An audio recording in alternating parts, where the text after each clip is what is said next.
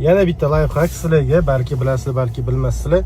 Xullas, mashina oxirgi payt ko'p zaryad kelyotdi. Xotinim polni jalba qilyotdi, adasi zaryadga tez ketib qolyapti deb hayron bo'lib qarab berarman. Necha kundan beri esimga chiqib qolyotdi. Hozir kelyapsam, mashinaning monitorlari yo'q, mashinaning o'zi yo'q. Hayron bo'ldim. Kalit topib tushdim-da, qarasam, haqiqatda mashina ichi issiq.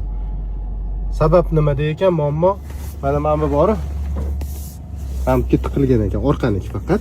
Orqada bo'lganda ko'rishmaganda u tiqilib turgan. Mashina bo'lsa ichida odam bor deb o'ylab, endi hozirgi zamon aqlli mashinalari-yu.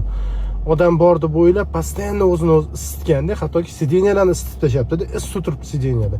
Shuni hisobiga bu kechalari bilan zaryadga yeb yotgan ekanda, hozir ham 13% qolgan ekan, zaryadga olib chiqdim.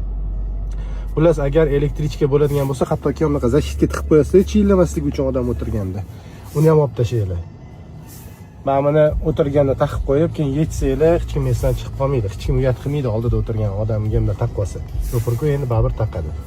Shuning uchun monitorlar yoqib turganiga mana shu signal bo'ldi, qarasam shunaqa holat.